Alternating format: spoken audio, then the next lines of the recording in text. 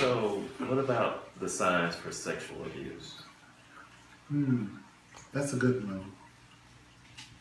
The signs for sexual abuse look like some of the same signs for any other type of abuse.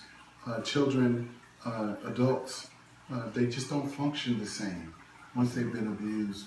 Some people hide it. They become so. See, just because I don't see a manifestation of your sexual abuse does not mean it's not there.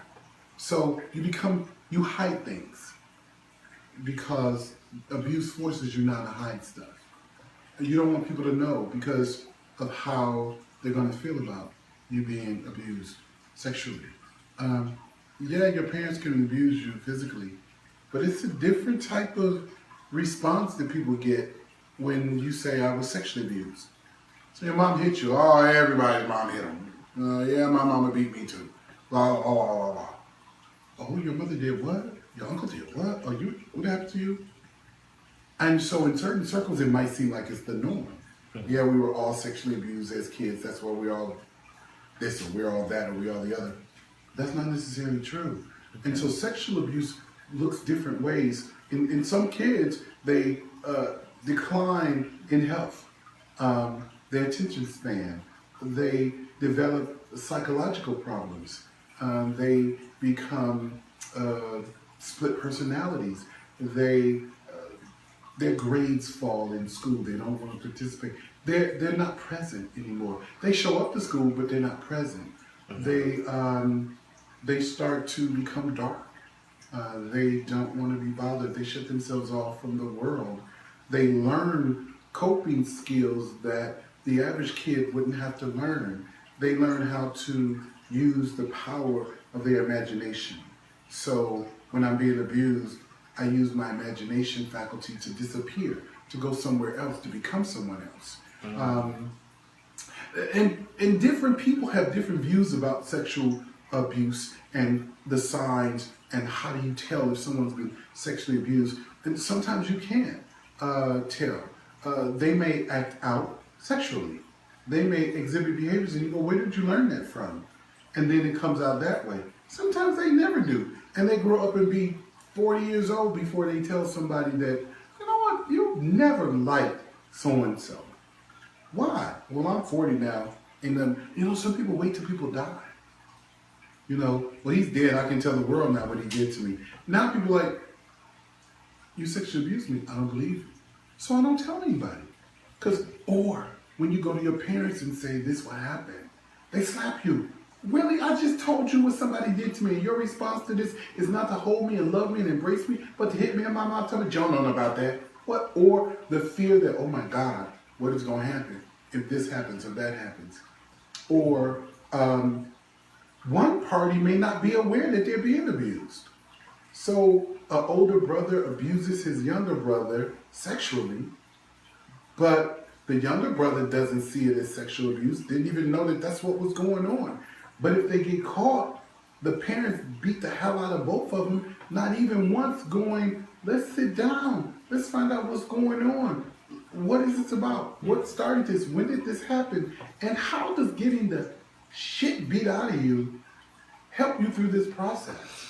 Especially if you didn't understand, then later on, they're remorseful. Oh my God, I didn't mean to do that. Yeah, but it's too late. It is truly, truly too late. It may not be too late for either party to get help, but I'm so sorry, I didn't mean it, I didn't know. Really? You thought that the older brother was abusing the younger brother and your something in your mind told you beat the shit out of both of them? Because that's going to help the situation. And I don't think that was the thought process. I think the thought process was, who's going to find out? I'm going to beat you so it'll take my mind off of what did I do or did not do that got you in this situation in the first place and my own response to it. And God forbid some other family members are the ones that brought this to my attention. So now I have to show, this, I got to beat you.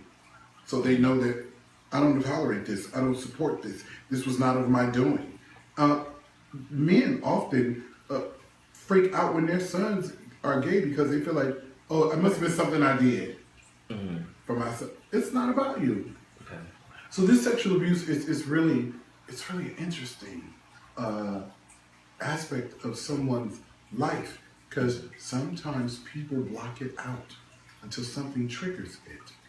So would you say that possibly sexual abuse could be a contributing factor with someone becoming gay because they was possibly molested by a boy molested by a man or You know, a I woman think that molested by I think that if I had a bunch of psychologists and psychiatrists and those counselors and social workers all around the table, we would probably have some rich dialogue and probably some real deep disagreements around. being molested. Those individuals look at gay from various different standpoints. So they'll look at abuse, sexual abuse, and they'll put it in a compartment. Then they'll look at gay, and they'll put it in another compartment. And then they'll look at them individually and then collectively and look at them as if, well, this person is gay because of some psychological trauma that happened to them as a result of the sexual abuse, which then totally contradicts someone who's never been sexually abused ever in their life, and they're gay. And so then that doesn't hold water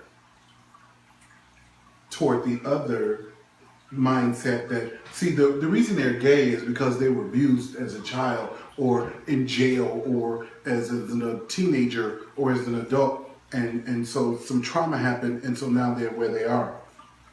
There is tons of people who believe that. Then there's those people who believe that this whole aspect of gay was part of you anyway, and the abuse just brought it to the surface. And then that's another thought process. Then if you get it to a spiritual standpoint, it becomes even more fuzzy, because if you're of the school of thought that God didn't make any mistakes, and by virtue of the fact that this person is who they are today, then did God make this person this way? Or because of their own free will, they're this way, and they haven't sought out therapy or help to fix it? And is it a fix that needs to happen? Because when they're trying to fix the gay person, they have never once focused on fixing what happened with the abuse in the first place, because you can't go back and undo that. Yeah. And so for millennia, they have been trying to de-gay people, whether they've been abused or not. I think that for some people, you can say yes to that question. And for some people, you can say no to that question.